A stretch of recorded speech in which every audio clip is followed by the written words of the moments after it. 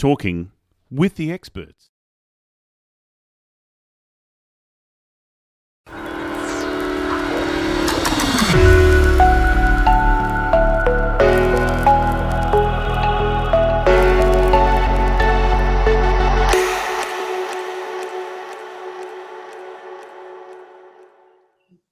Hello and welcome to Talking with the Experts. My guest today is Marc-Andre Roubaud, and he is going to talk to us about Release for Life business coaching. Hello, Marc-Andre, how are you? I'm very well, and yourself? And thank you so much for the opportunity to have a chat. Really appreciate it. Thank you so much. My pleasure. Lots of gratitude.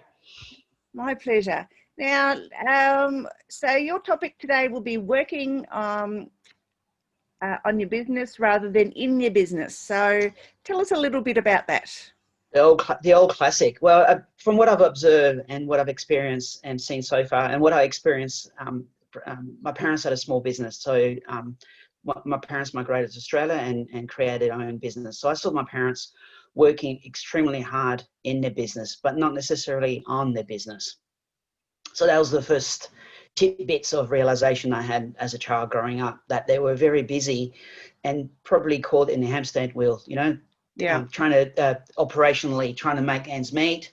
And there's probably opportunities that come along their way and that they didn't grab because of they didn't see it, or it just wasn't the right fit. But there was lots of opportunities that came their way. And I also seen that in business, in just the business that I've worked in. I've worked primarily in Fortune 500 companies, and a lot of the time you spend a lot of time just taking care of the day-to-day stuff, and you don't sit back and actually think about the big picture or how you can actually improve your business. That's the second piece of wisdom that I've got throughout my entire career. And so that I know that if you work on your business, I truly believe that's where the magic happens. And that's where you find those hidden gems and those golden nuggets of wisdom, opportunities, and infinite possibilities, made famous by Ray Kroc, when he went to McDonald's and looked at what was going on, and he just saw the potential and realized what that system restaurant could be, and where the McDonald's brothers didn't have that vision. And Ray Kroc took it to, what we know now as to be one of the most successful business worldwide, because he saw the opportunity and he worked on the business, not necessarily in the business, and he took it to the next level. So there's just a few examples, and I see that also in my clients and talking to my clients. When you ask them leading questions, suddenly they sit back and you see that, that light bulb moment of, oh yeah, I didn't think about that. And one of my clients, through the process of just engaging in conversation, she realized that she had a total different package at a totally different price point. She was actually doing the work. She was doing all the analysis and all of that, but she didn't package that and didn't offer that to her client, because the solution that she offered, she had to go through that process to come up with the solution and, in the business, but she didn't actually market that in itself as a standalone product. So the upsell or cross sell. And when she realized that, she goes, I'm selling myself short. I said, yep. Yes. Yes, it's often I guess a challenge to find those little hidden gems and little, golden nuggets to boost efficiencies and, to save time in the business. So, absolutely. Yeah. So how can someone in business, find those golden nuggets and little gems? Well, there's the things that you can do yourself, right? There's the classic, in one of the tidbits, and is to actually have a schedule where you actually organize and prioritize out your time. And one of the key things is, 80% of your revenue is going to come to 20% of your actions. So really understand where your revenue stream comes from and focus on what actually makes money for you. Where are you actually creating the wealth of your business or in your life? Where you're actually spending your time, where you're getting the best results for your time. just doing that alone can highlight a whole gamut of stuff, depending on where you are in your business and what you're doing. Another one is actually reviewing your cost structure. If you look, you'll find, and it's amazing. You know, I had clients that, you know, they thought they had money issues. No, it was just their misappropriation of funds. And, you know, that coffee that you have every day, it adds up, right? Or the thing that you do in your business, you know, can you get a better quote somewhere else? And the little 2%, 2 to 5% across your business, across multitude of processes, can create thousands of dollars worth of saving to your business, or depending on what you're doing, can you gain time efficiencies? And, you know, it's the little 1%, 2%, 5% here or there that are cumulative, can make such a difference. And I was fortunate enough to be trained in lean manufacturing through my career. And, you know, in one of the companies I worked for, we ended up doubling production with a reduced floor space and the same amount of staff. And you can only do that by actually fine-tuning what you're currently doing. Yeah. So if someone's just starting their business, and, you know, obviously they wouldn't have these schedules and processes and things in place, so how do they structure themselves so that you know, they can find these things and start off on the right foot, as it were? Well, without, you know, I would get assistance, and if they can afford the help and assistance, is get a mentor, research, read, network, ask questions. That can save you so much time. For example, you know, from an accounting point of view, go and talk to an accountant, a bookkeeper, get those things in order. If you're marketing, relate to a marketer or a digital marketer, do some short courses, learn as much as you can, or outsource it if you can afford it, get a coach. There is a multitude of things that we can all do to improve. And sometimes it's also, as you know, and as we all know, sometimes it takes that external voice or external viewpoint to highlight what you might not be doing correctly, or set up your structure correctly. I see a lot of businesses who set up their business, but they don't have the end goal in mind. Are you building a legacy business? Are you going to franchise? What's your extra strategy? So one of the key things I start asking people is, what do you actually want for your business? Because start off with the end in mind and reverse engineer. So if you want to retire in 10 years, well, how much money do you need? What do you need to do? If you want to create a legacy business, what is that going to look like? If you're going to create a franchise, well, if you franchise, it's all about process and manuals. So as you start doing your business, make sure that everything is documented and structured. You know, your standard work process, how you actually take an order, how do you process it, whatever it is, that is documented, because that's what you actually buy when you buy a franchise.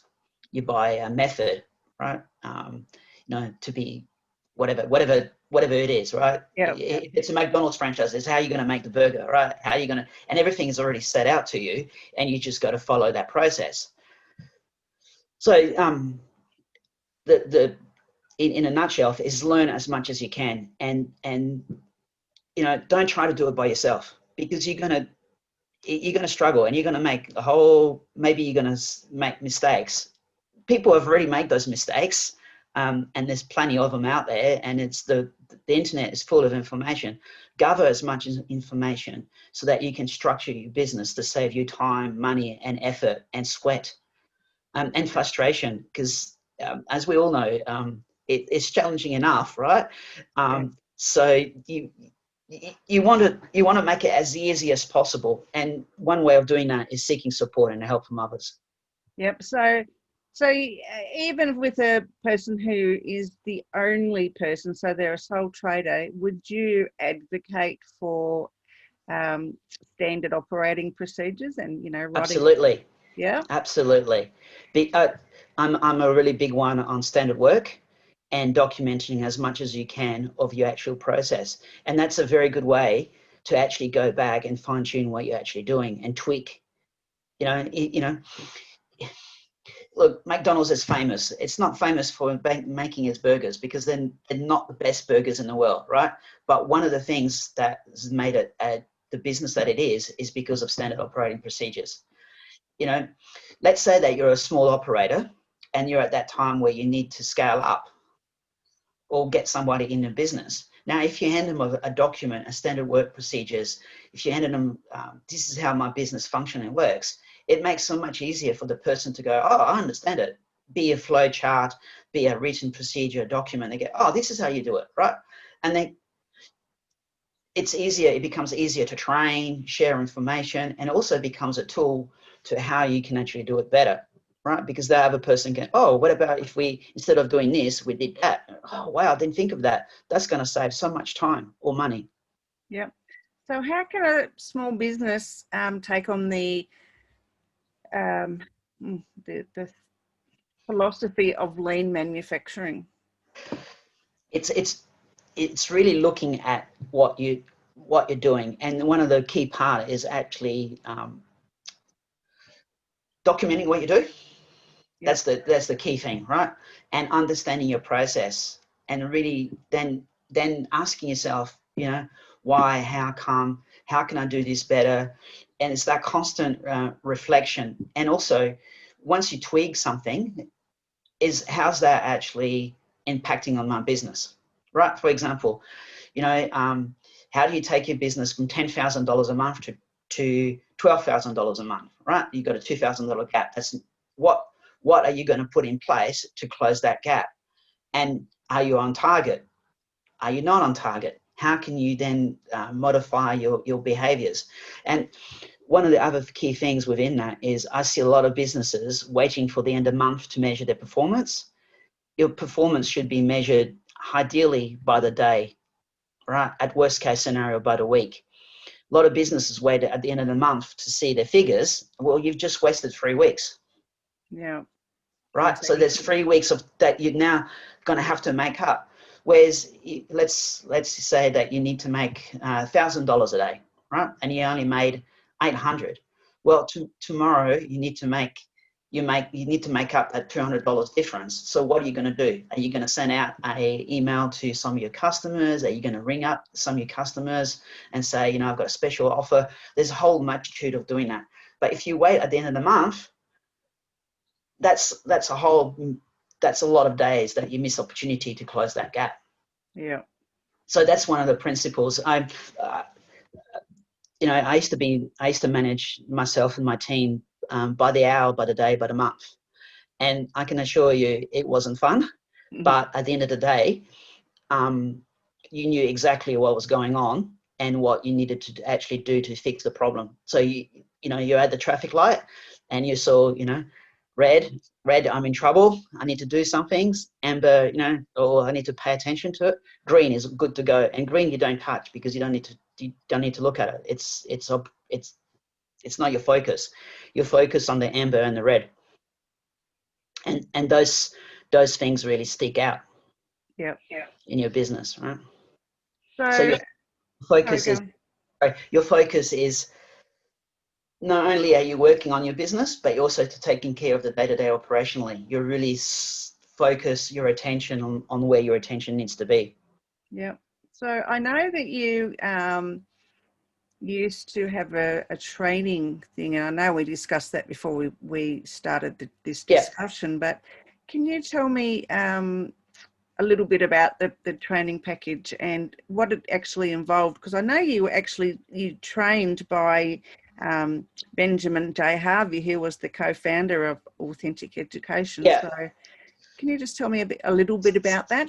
So the training package that I had was outside of Authentic Education, but it was a do-it-yourself course. So, but going back to the question you asked me, how can someone is starting out minimize their risk and maximize their potential? Well, there's a lot of things out there, and that package was one of them, where you can actually go through a course, self-taught course, where it will tell you the importance of having your ideal avatar. So who are you trying to serve? What's your point of difference? How are you going to communicate that point of difference? So it was a taught yourself program where you would go through all the necessary processes to create your business, the fundamentals, right? How many business owners do we know when you ask them who your ideal avatar is? And I have had a extreme range of responses. One of them was, well, the person that walks through the door. Right. Great. Yeah, righto. Yep. But that person, if I was to stand there all day long and have a look at everyone, they would have a specific characteristic. They would be within a certain demographic, a certain age bracket, right? And they would be coming to you because you address and solve whatever problem they have. Yeah. The more you understand that, the more easy it becomes to attract that person through your door or through your business or through whatever it is that you're doing, this product or service. So that's one of the fundamentals of how that package could help a small business owner starting out, how to actually construct that, or at least start thinking about it, and then how to communicate it, the language to use, what templates to use, what tools to use. Yeah. So rather than going out and trying to do it all on your own and then doing all these things and finding out that not all that stuff works. Yep. So how does one calculate their point of difference, I guess, as a small business owner, especially if they're, they've got their avatar and everything and they've worked all that out, but how do they work out why their business or their offering or their service is better than somebody else's? Why should someone buy from them? So what is their point of difference and how did they work that out? That is the fundamental question, right? And one that I'm still ongoing myself, right? And developing as my business is growing and I'm a little bit down the road. The key point is what value you add. And how you actually solve the problem that your customer has, right? And and then, for example, I used to do renovations for profit. Now, tradies were notorious for not rocking up on time, not giving quotes. Imagine the tradie that says, I'll finish the project on time, and if I don't, I will pay you money. Right? Yep. Now or the plumber that says, I guarantee to be on time or it's free. Yep. Right. Yep. So he's a plumber. He's like every other plumber, but that little one difference makes it unique. Yes. Okay. So right? they need to be unique. How many of us have waited for a service provider to rock up, right? Telstra, I'll be there between 8 and 12 o'clock. And they rock up at 11:30, right? Yeah. They're still within the time frame and they'll say, oh, by the way, it's going to take 2 hours to fix and I don't have all the tools. I have to come back tomorrow. I know. Isn't that so annoying? Right. Where's the point of difference in that? There's none, because they've got the market basically. So why do we accept to sit in a doctor's office for an hour and a half waiting for the doctor to serve us? Why do we accept that when we don't accept that level of poor customer service anywhere else? Right? Imagine if we all walked out and said, sorry, you're late. They would have to change their behavior, right? But imagine the doctor or the dentist or whatever says, yep, I'm on time. And he's on time, or he or she's on time. Yeah. Now, yeah, that's that makes sense. That's a huge point of difference. Yeah, it is. Yeah, okay, that makes a lot of sense. And I'm glad that you explained that, because it is a benefit to our listeners and our viewers, because they would be able to work that out now, because I don't think it's been explained as well as you've just explained it. So thank you for that.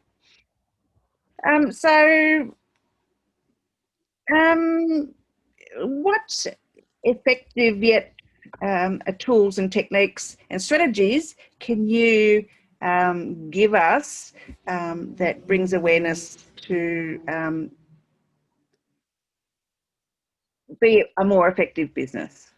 The key one is you got to know your numbers, right? And I don't know how many times I've heard that, and I didn't understand that until I actually got in early on in my life. I got into a huge financial strife, but to understand your numbers, be in your business or in your personal life, how much money do you actually need to live and sustain the life that you, and where your money is going.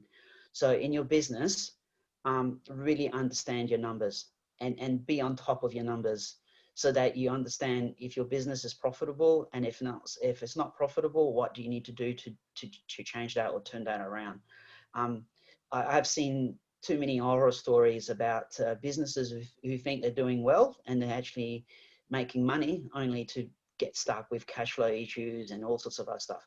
I even met business owners, unfortunately, that confuse revenue and profit.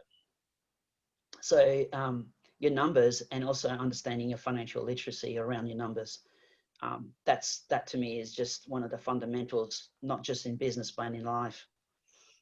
Yeah. So if someone's not mathematically, that they're a bit challenged with mathematics, would you suggest a bookkeeper or an accountant look after their finances?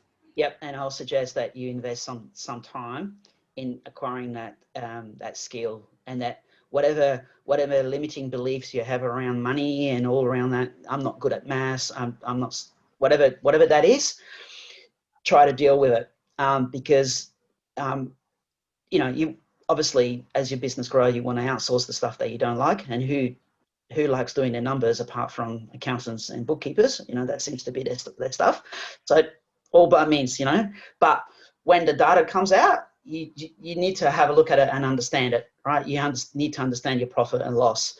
You need to understand your cash flow. You need to have a thorough understanding. It's fundamental. It's fundamental to why you are in business, why you created your business, and also why what your end goal is in life, right? We didn't create a business to not make money and not to give us the freedom, or for whatever that is for us, right? For ourselves or our children or our partners or our life. And the numbers end up telling a lot about how well you're doing.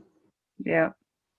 So I know that you are on LinkedIn and Facebook a lot, and Yep. You also have a website. So can you tell people where they can find you? So they can find me at, we'll put the links in. They can find me at my website. It's my name. So It's Marc-Andre Roubaud, and you'll find me through that. On Facebook, it's Release for Life Business Coaching. Yep. And I post content to help business owners with some of the things that we talked about. I give tips and advice and content and value on what to look out for and what to do. Yep. Sometimes I post commentary about what's happening in the big wide world. This year is going to be, was really an interesting year and challenging year. And I think that next year is going to be just as nuts and crazy, right? So from a business point of view, there's a lot of things that we need to watch out for, within our business, but with the things happening in the wide world out there. So that's how they can find me. Yeah, great. Thank you for that. And so do you have any final tips or messages for our viewers? The day-to-day stuff is super important as we talk, because that's where, you need to focus, but allocate some time to work on your business. And in your schedule, in your weekly activities, allocate some times where you take a totally different view of your business, and look at it from, where can I do things better? What can I do? What can I tweak? Can my content be different? Can the words be more better? What words can I better use to create more content and connect with my ideal customers better? How can I serve my customer better? And one way is actually, picking up the phone and ringing up your customers and says, what can I do better? It's amazing what people will tell you. right? So there's just little things, and those little things end up being so important. I can't stress, and as I know the sun rises tomorrow, that 2 to 5% improvement across different aspects of your business will save you time, money, effort, and will mean more revenue and more happiness and better customer service, better impact, and better value to your customer, which in terms of makes your business better. And I challenge anyone to prove me wrong, right? I have yet to meet someone who can't do things better. No, if we can all improve, I'm sure, in every aspect of our business. It doesn't matter how long we've been in business, there's always something we can tweak to make better. And you know, the business that I've had the fortunity to work with, or the clients that I'm now serving, those that adopt a continuous improvement methodology, those that actually do what we've been discussing on the call, tend to have better results. Yeah. And I think that in itself proves that there's value in that. Terrific. Well, that's a great, they're great tips, really are. Yeah, I think I might adopt some of those myself, actually. And look, it applies, you know, as they say, coaches need coaches, right? I have mentors. I have people that do, I'm challenged as much as everybody else in terms of managing my own business. And there's a lot of things that I can do better. And I'm working on those with people that are within my network. And I think that's also very, very important. As we touched on early on, you know, what's the thing that a business owner that's starting out can do is network and just have conversation with people. It's amazing what you'll learn and what you will pick up. Yeah, exactly. All right, Marc-Andre, thank you so much for your time today. My pleasure. Yeah, thank you so much for the opportunity. Oh, you're more than welcome. I will put those links in the comments when I upload the video later on today. So, yep, have a great day, and we'll talk soon. Thank you so much. Thank you. Thanks.